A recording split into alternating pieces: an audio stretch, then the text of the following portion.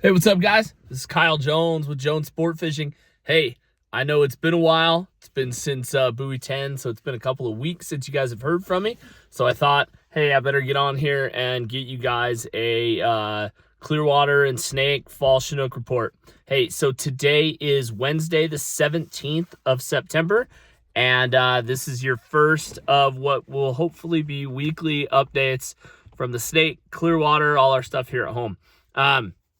Man, it has just been absolutely crazy. So I got home from Astoria and immediately started running trips here on the Clearwater, the Snake, and the Confluence. And then I've been helping to coach football in the evenings and then kids' activities on the weekends. And it's been nuts. So it's been 3 o'clock in the morning till, 9:30 at night, pretty much every day.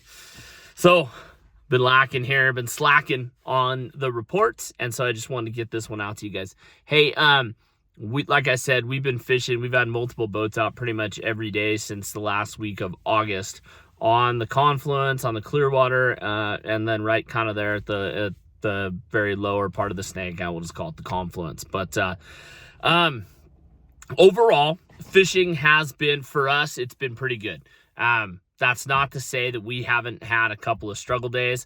I had a day where we didn't land any fish. Barry had a day, and then Riley had a day where he only got one. So I don't want to make it sound like the fishing is just totally lights out and everybody's catching fish, because that is not the case. But our boats have been doing overall pretty well. We're getting fish both trolling and hover fishing, and so. But like I said, it hasn't been easy at all. It's been a grind some days, and some days you've really had to make your bites count to make sure that you have some fish to bring home.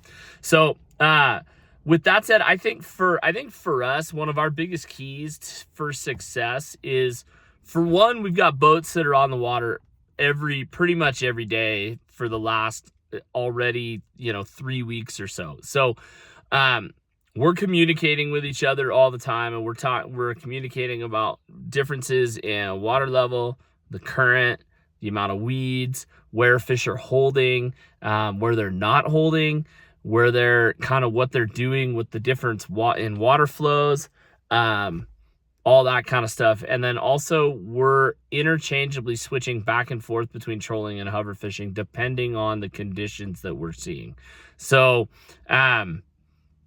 yeah, so I think the key to our success has been boats on the water every day, and then making the adjustments that need to be made and trusting our electronics. So one of the biggest things that I've found is I'm not wasting time trying to troll around in places where I'm not seeing fish. I'm running, I've got my live scope down. Riley's got his. Barry's got really good electronics too. So like we are not spending time in spots that don't have fish in them. So I think that's one of the numbers. You see a lot of guys that are just kind of trolling all over the place. And one of the things I would just say is trust your electronics. And if you're not seeing fish, they're not there. So that's one of those things. And get good enough with your electronics that you can trust it in that fashion. Also, one of the things that we deal with here is we lose a lot of fish. The nature of the way these fish sit in the warm water and they bite, and the way they bite, they tend to come off a lot. One of the things that has really helped me over the last couple of weeks is that when we're getting bit, we do not touch the rods until the rod is absolutely buried. That's trolling, right? So trolling, we are not touching those rods until like it is down and the fish is running, and it's painful how long we're taking. If you're gonna run over there and jump up and grab the rod after it pumps twice, I could almost guarantee that fish is gonna come off. There is something about just leaving that rod in the holder, letting them chew on stuff, and just, almost taking forever to grab it, right? Like leaving it in there, like they're not going to come off because you didn't get to it fast enough. Like that's what you speed up the boat a little bit. If you get that rod in your hand, like there are so many times that slack happens when people pull it out of the holder. We go to reeling and too much pumping and all that kind of stuff, and these fish come off.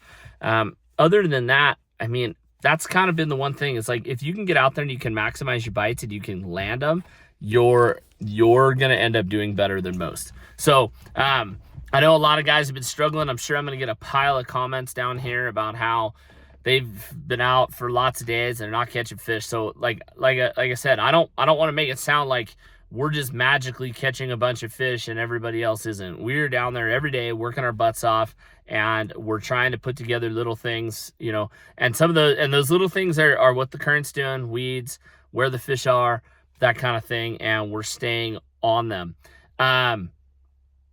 When trolling, guys, you got to make sure your gear is in where the fish are. Most of these fish are within 10 feet of the bottom. And so 90% of the time, if your gear's not there, you're not going to get bit. So, and then hover fishing.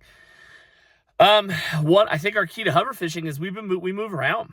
If there are definitely some spots that tend to hold fish over the long term, and you can kind of get those fish to move through there. But like on a year like this where there's low numbers, you can't just continue to hope that fish are going to like magically keep moving through your spot. So moving around, being willing to change things up, look in different places, and try to fish for fish that are being active and want to bite has probably been, you know, I've gotten fish pretty much every day that I've been out there. I've gotten fish both hover fishing and trolling. And had I stuck to one or the other, I would have not gotten as many fish. So there's that to think about. So, you know, sometimes I'm starting out hover fishing in the morning, then I'm switching to trolling. Sometimes I'm trolling and I see conditions that I want and see fish, and then I go get them. If I'm seeing a lot of fish concentrated in certain areas, I'm going to hover fish them. But if they're spread out, or if they're reacting to our gear, or they're doing things that make me think that the trolling is going to continue to happen, then I'm going to keep trolling. But anyway, guys, Sam's back there. I just pulled in the driveway. My kids are awesome. They're a huge help. You can see him. He's getting my fish bag out of the boat to get cleaned up. So, guys, that's my report. This has been kind of lengthy. So, I mean, you guys, if you have any questions, shoot them down there in the comments. I really like hearing from you guys, kind of letting me know what to cover. Obviously, you know, there's things that we're doing that I might give more information on one thing than another thing. We've done a lot of videos on hover fishing, so or not a lot, but I've done videos on hover fishing. You can kind of search back. I'm probably not going to be redundant and do another hover fishing kind of tutorial or anything like that. We've done our bobber fishing stuff. So if you just kind of look back through or even search our videos, you should be able to find that information. I do have some rod review stuff that's going to be coming out that I have a trolling rod review, and then I am going to do a review on my hover rods and kind of what they are and what I look for in a good hover rod and that kind of thing. So anyway, lots of good stuff. We're out every day catching fish. And so, guys, God bless. And yeah, it's good to be home. It's been good fishing at home. Absolutely. Anyway, guys, God bless. We'll talk to you later.